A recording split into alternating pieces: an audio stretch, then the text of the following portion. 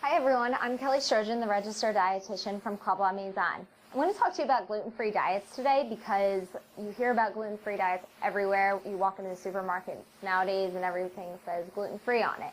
And a lot of times I get asked if gluten-free really means healthy, and my typical answer is no. And usually I don't advise people go gluten-free unless they have a valid reason to do so.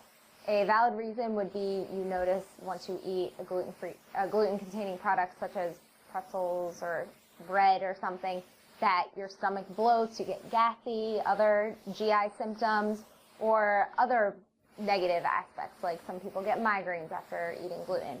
Or if you've been tested and you've been found to be gluten intolerant or have celiac disease, then those would all be perfectly valid reasons to go gluten-free.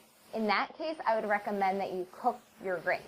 I have all my clients that are on a gluten-free diet trying to cook their amaranth, cook your millet, quinoa, buckwheat, all of those are gluten-free grains, and basically add them to your salads, eat them as you would rice, but try to limit the amount of processed gluten-free products you're buying, because typically those are actually much lower in fiber than if you were to buy a whole wheat bread or whole grain cracker made with wheat. And a lot of the gluten-free processed products tend to be made out of rice.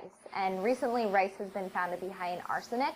And rice is not one of my favorite grains, even if it's brown rice, because it tends to be much lower in fiber and can increase blood sugar immediately after eating it as compared to other grains where it's a slower release.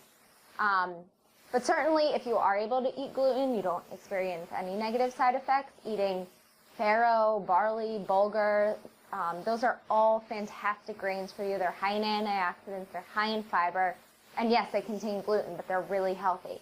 I'm not saying that you should eat gluten-containing products that are consisting of high sugar levels and high fat, such as like pizza, cookies, all that. I don't recommend the refined grain gluten-containing products. But certainly eating whole grains and cooked grains like the barley and bulgur are not bad for you. They're good for you, assuming that you can digest gluten and you don't have an allergy to it. And a lot of people say, like, I notice I lost weight when I cut out gluten. A lot of the times that's because you're cutting out the pizzas, the chips, the crackers, and all the things that you would typically be snacking on. So that's usually why people see weight loss. So I'm okay with gluten-free diets if you have a really good reason why you should be on it, and if you are willing to take the effort to actually cook your grains. A lot of my clients do experience very good health benefits when they give up gluten.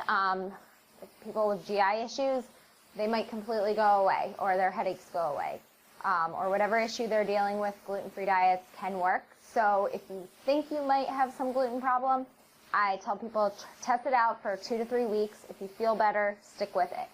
If you don't really have any valid reason to go on a gluten-free diet, I would say it's not worth the effort, but stick with cooking your barley, bulgur, farro, all of those good for you whole grains. And if you have to go out and eat a sandwich, whole wheat bread would be a much better option over white bread or gluten-free bread. All right, have a good day. If you have any questions, please feel free to email me. My email is nutrition@clublamaison.com, or you can reach me at 610-964-8800. Thanks.